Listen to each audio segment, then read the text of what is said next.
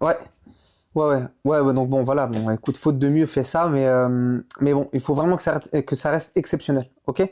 Allez, vas-y, ça y est, je te dis à bientôt. Allez, ciao, ciao. Bonjour à toutes et tous, donc une nouvelle vidéo pour la série questions de clients. Encore une question qui revient régulièrement. On se met dans le cas d'une société dont le dirigeant soit a perdu sa carte, soit la carte bleue, hein, soit la carte bleue a été désactivée ou peu importe. Et on me dit voilà, le temps de recevoir une nouvelle carte, comment est-ce que je peux faire pour régler les achats de la société? Alors, si ça reste exceptionnel, ça va. Il ne devrait pas y avoir de problème. À ce moment-là, ce que vous faites, c'est que vous faites les achats dont vous avez besoin. Attention, il faut bien mettre les factures au nom de la société, d'accord? Parce qu'une facture qui n'est pas au nom de la société, elle ne va pas pouvoir être passée en comptabilité. Elle ne va pas pouvoir être déduite fiscalement. Donc, pensez bien à faire ça. Ça, c'est la première chose.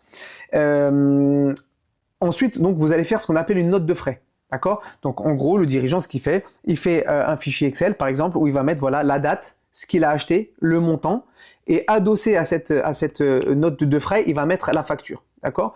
À partir de ce moment-là, ce qui va se passer, donc là, on fait une note de frais quand le dirigeant utilise sa carte perso pour payer des achats pour la société. D'accord? Donc, c'est possible de le faire, mais il faut que ça reste exceptionnel. Parce que le problème, c'est que maintenant, pour éviter des abus, pour éviter des remboursements de frais qui n'existent pas, maintenant, on nous demande, nous, en tant que cabinet d'expertise comptable, à partir d'un certain montant, hein, bien entendu, d'achat sur une année, on nous demande de vérifier auprès du dirigeant que effectivement, il a bien payé ça avec son argent personnel. Donc en gros, en français, qu'est-ce que ça veut dire? Ça veut dire qu'à nous, on nous demande de vous demander à vous, en tant que dirigeant, de nous transmettre vos relevés de banque personnels sur lesquels on va voir la dépense. On va prendre un exemple. Imaginons, vous avez perdu la carte bleue de votre société, mais là tout de suite maintenant vous allez faire une mission, votre travail, vous êtes dans la communication et vous avez besoin d'acheter un appareil photo, un téléphone et une caméra. D'accord? Donc vous allez à Boulanger, à la Fnac, où vous voulez, et vous achetez ce que vous avez besoin d'acheter. D'accord? Merde, j'ai pas la carte de la société, ou j'ai perdu la carte de la société, ou elle est désactivée, ou que sais-je. À ce moment-là, vous allez donc utiliser votre CB à vous. Ok? Vous achetez votre matériel, vous mettez bien la facture au nom de la société et vous payez avec votre CB à vous. Et donc après, vous allez vouloir vous rembourser cet argent, c'est normal. D'accord? Eh bien, à ce moment-là, ce que vous allez faire, c'est que donc vous faites vos achats, vous faites la note de frais, voilà, telle date, ordinateur, 1500 €, telle date, téléphone, 1200 €, telle date, caméra, 2200 €, ok? Hop, total, tac, et vous faites ce virement de remboursement.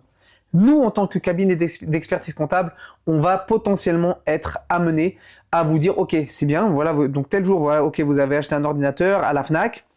Ok, là, tel jour, vous avez acheté un téléphone à Darty et tel jour, vous avez acheté une caméra chez Boulanger. Montrez-nous les relevés bancaires sur lesquels apparaissent ces dépenses-là. Ok? Alors, pourquoi ça? Ça, en fait, c'est pour éviter des détournements d'argent, tout simplement. D'accord? Parce qu'il y a des gens qui sont là en train de dire, oui, j'ai payé avec mon argent personnel. Mais en fait, non. C'était des factures de complaisance ou des trucs qu'ils ont fabriqués eux-mêmes. D'accord, c'est grave, hein. Faux, usage de faux, ce sont des délits pénaux, hein, donc faut pas faire ça. Et donc voilà, donc nous, on a maintenant l'obligation en tant que cabinet de vous demander ça, et donc c'est pour éviter aussi, c'est pour vous éviter de faire des bêtises. D'accord, donc en gros, si jamais il vous arrive de perdre la carte bleue de la société, et bien entendu, une perte de CB, normalement, c'est quelque chose qui va rester exceptionnel. Donc dans ce cas-là, oui, vous allez pouvoir payer avec votre argent perso, mais il faut que ça reste exceptionnel. Vous allez pouvoir vous rembourser.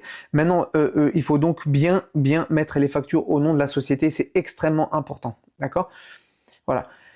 J'espère que cette vidéo a pu répondre à des questions que vous pouvez vous poser. N'hésitez pas à me mettre en commentaire s'il y a des choses qui ne vous ont pas paru claires. N'hésitez pas à mettre aussi en commentaire si jamais vous voulez me voir aborder tel ou tel thème.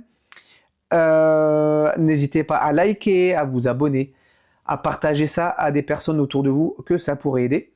Je vous souhaite une très bonne continuation et je vous dis à bientôt. Ciao.